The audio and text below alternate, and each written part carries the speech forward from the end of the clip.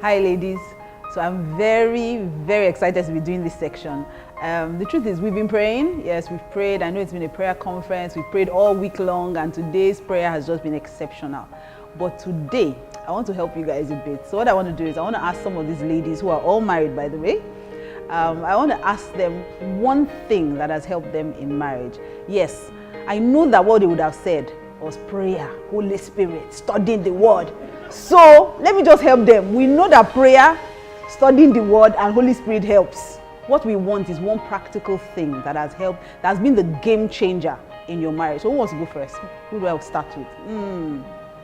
Let me start with Amaka. So Amaka, tell us, what's the one thing that has helped you? One practical thing. For me, it's holding my tongue. That is, sometimes I'm a very vocal person, so I want to express myself, especially during an argument, but God has been telling me, hold your tongue. You know, you don't always have to deal with an issue. You can let him actually win that argument and let him win. So for me, it's holding my tongue. Holding your tongue. How many years have you been married? 9. So you've been holding your tongue for 9 years. Not in every situation. It's a work in progress, but I mean, like, you can actually let him win that argument and have his way. Just hold your tongue, and you don't. In fact, I told someone before they got married that it's not everything that you think that you say. And that person didn't take that advice, and she got divorced within a year. So for me, it's holding my tongue. Okay, so for her, holding her tongue, meaning you can lose the argument and win the marriage. Yes. Yes. Yeah. Okay, so Ogo. Wow. Okay, so for me is commitment. So I know we'll say, commitment is not that type. So when we first got married and we got into the house, my husband said to me, he said, there's no way out. The key, they locked it from the back and they've thrown it away. So I realized that, why in this? I might as well be happy why in it. So there's nothing you can do now. We will settle it. So just keep your face. You annoyed me. What did you do? Sorry, I'm sorry. Oh yeah, sorry, not sorry. Because we cannot go anywhere. So we're committed to this thing. It will work. And then again, because it's for us, it's intertribal. So when we're coming, they told us that it will not work. So we're telling them that it's working, and it's been working. Okay, that's amazing. So literally, we die here. We die here. There's no way out. We're dying here together.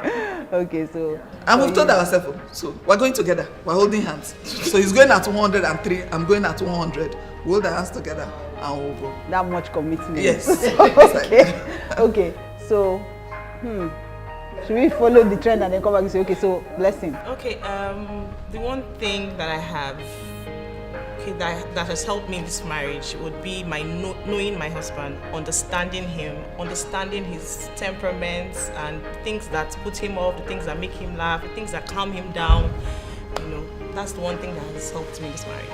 Okay, knowing the person you married. So it just occurred to me that some people may be wondering, is it okay to marry someone who's much older? So how many years difference there between you?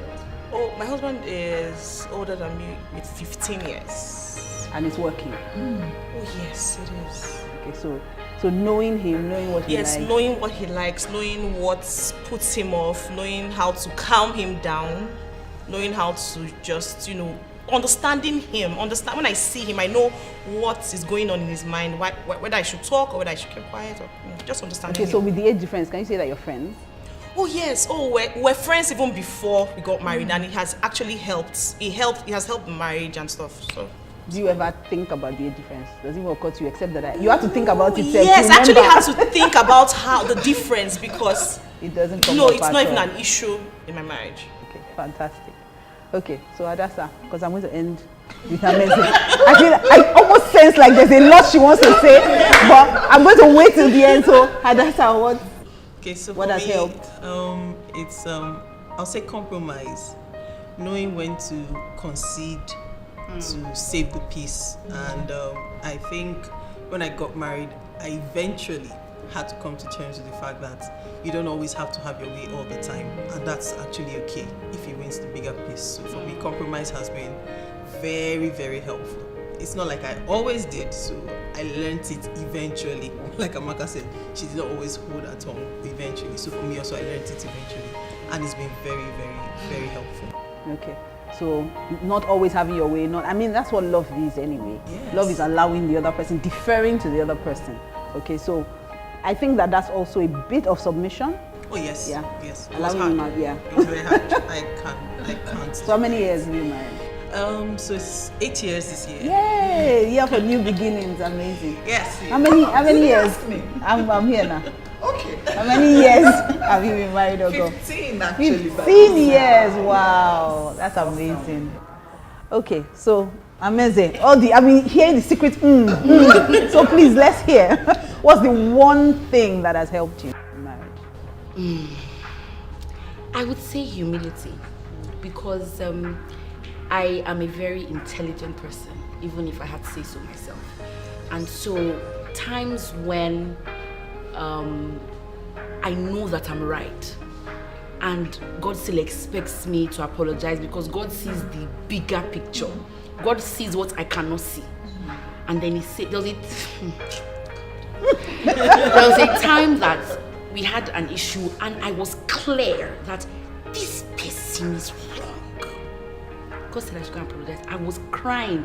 As I was apologizing, he was lying down, he had faced the other way. I was crying and my tears were literally on the back of his t-shirt. And as I was crying, I was saying, Jesus, it's you. It's you. But I was crying. And then much later, I heard from one of his mentors, was saying that, your husband speaks so highly of you. He says that when you have an issue, because of his nature, he's still thinking about how to talk to you about it. And you just come and say, I'm sorry. And that's for him is a relief. Ogo taught me something once. I said to my husband, they beg you behind door. Can't they beg you? So, and that makes him laugh. Yes. But it's apologizing even when, just humbling, you are intelligent, you are this, you are that, but you will stoop. Yes. Just stooping to conquer. Exactly. So you stoop to conquer. Yes. So I guess we've picked up how many years? 5. Yay, Grace. So major milestones for most of us here. Yes. Yeah. Okay, so I don't know. I don't know if there's one thing. There are many.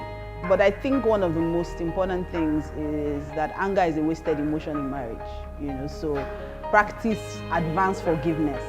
Whether the person apologizes or no, just move on. Let there be peace, Also being married, for me, it was a bit harder because being married to my pastor, I didn't have the privilege of just, how you can quarrel with your husband. Your husband know you tell you, see, in fact, this thing we talk, now touch who you talk to self. I can't do all those kind of things. I'm going to give you a piece of my mind. I have to honor, I have to respect. I just had to deal with, even if he's never going to apologize to me, I've moved on, I've forgiven, and I'm just going to keep the joy. And I can pick from everything everyone said. Blessing said, knowing who you're married to. Pastor K needs joy around him. So he can't deal with you are carrying your face, you are sulking. He just needs joy. He needs you to just be, let there be, even if you're angry, find a way to tell me in a joking manner. Why are you squeezing your face, tightening on your face, everything, So I had to basically learn what kind of person he is, and that's it. I think understanding who your partner is and then advance forgiveness. You can't do marriage without forgiveness. Don't let anybody tell you lie. The times your husband apologizes to you are few and far between. So just move on with your life.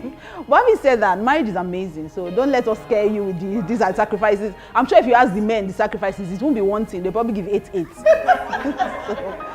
So it's been amazing hearing from all of you. Thank you.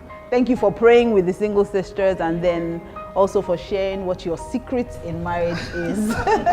Okay, ladies. So we'll get back to the conference. God bless you guys.